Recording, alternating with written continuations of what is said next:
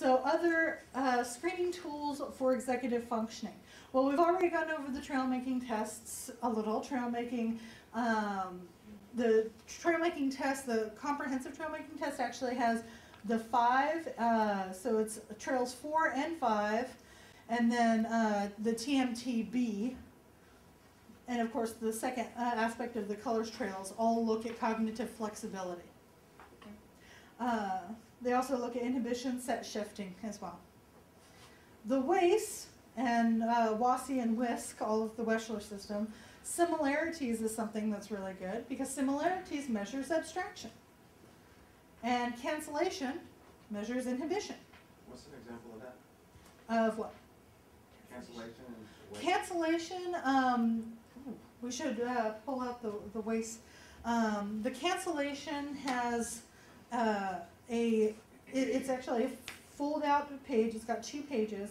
It's got a whole bunch of different little pictures of, for children, the WISC. It has a whole bunch of pictures of different things like animals and cars and trees and everything. And you tell the child, I want you to circle or put a slash through all of the animals.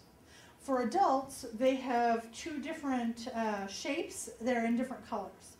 And it's like, we'll say purple triangles and orange squares. And you say, I want you to go through and put a little slash mark through all orange, purple triangles and orange squares. And they have a sheet of purple squares and orange triangles with a few purple triangles and orange squares, and you're timing them, and you're saying after 45 seconds you stop them, and they're supposed to go through as fast as they can and put slash marks through the stimulus. And that's a cancellation. The rough 2s and 7s I mentioned before has a whole bunch of numbers, and they're supposed to put lines through all the 2s and all the 7s. And you're just seeing how quickly they can do that. And that would be a measure of inhibition because they're drawn to put a line through other things.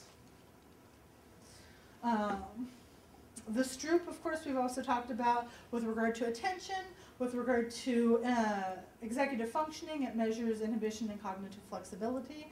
And then the Ray complex figure drawing, which we're actually going to go into a little bit more detail in a little while, is planning and organization. That's how it relates to executive functioning. Cultural considerations. Well, there's many different cultural considerations that can be taken into account when looking at executive functioning, and one of them is nonverbal tests such as cancellation and trails. You can add a learning task to it by teaching them the test.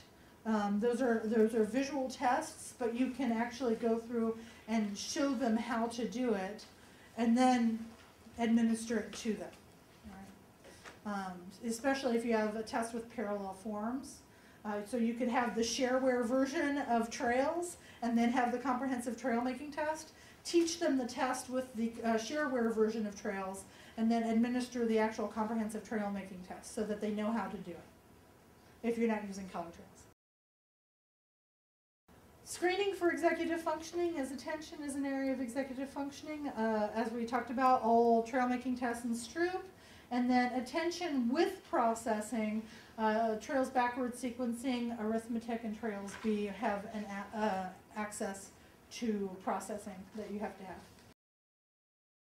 More executive tests include the Wisconsin card sort. That's actually one of the best full tests for executive functioning. And it looks at all of these different areas: set and maintain set, planning, organization, ability to form abstract concepts. And then DCAFs and the CPT are also great executive functioning tests. While preparing for this presentation, I just happened to come upon something called the flanker test. How many people have heard of this?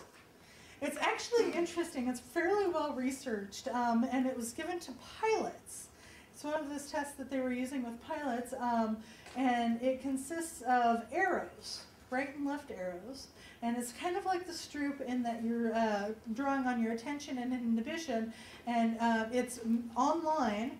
You're supposed to hit the space bar every time a specific arrow highlights in a specific area. So I recommend going either to this website or typing in flanker test, and you can find more about this test that's out there. I don't know if it has norms, so I wouldn't suggest using it with your clients, but it's one of those many fun tests that you can use on your friends and loved ones.